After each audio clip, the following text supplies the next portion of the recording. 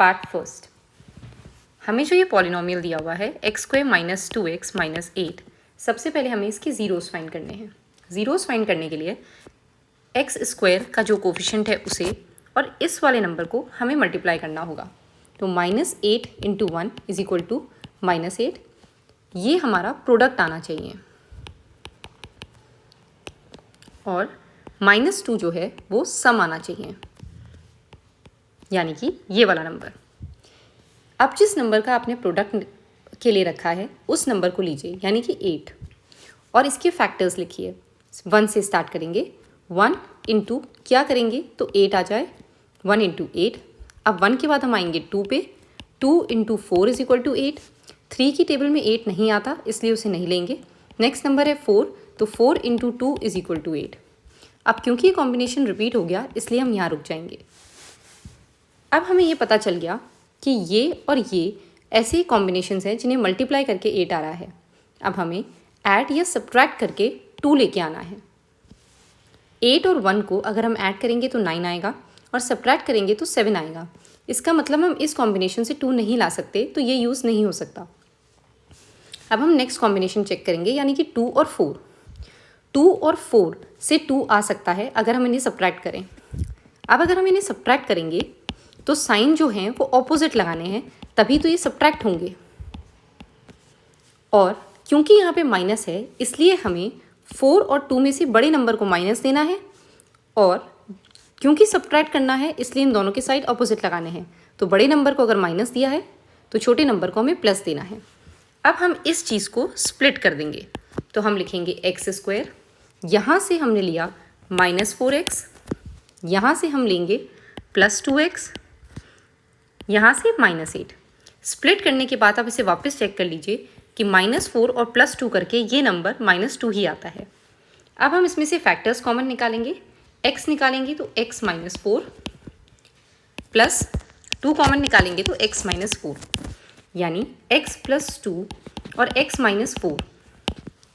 अब हम जब इसे 0 के इक्वल करेंगे, यानी x + 2 इज इक्वल टू 0, तो x की वैल्यू आ जाएगी -2, और x -4 इज इक्वल टू 0 करेंगे तो x की वैल्यू आ जाएगी 4।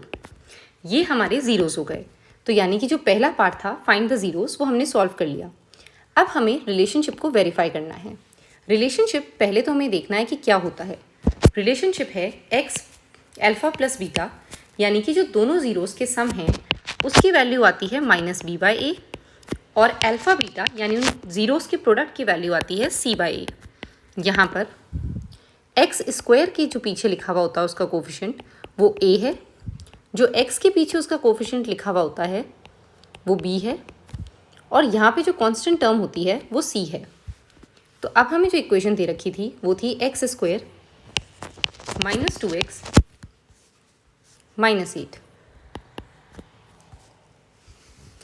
इसके अंदर x² का कोफिशिएंट यानी कि a की वैल्यू हो जाएगी 1, b की वैल्यू यानी कि x का कोफिशिएंट हो जाएगी -2, और c की वैल्यू यानी कि कांस्टेंट टर्म हो जाएगी -8।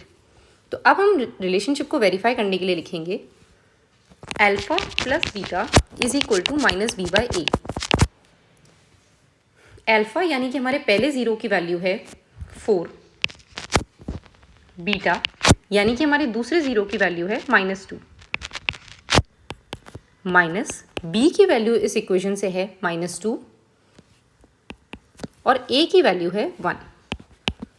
तो अब दोनों साइड 4 - 2 2, और यहाँ से आ रहा है माइनस और माइनस प्लस यानी कि +2। ये दोनों इक्वल आ गए और इसी वजह से ये वेरीफाई हो गया। अब हमें प्रोडक्ट को वेरीफाई करना है। तो product of zeros is equal to c/a।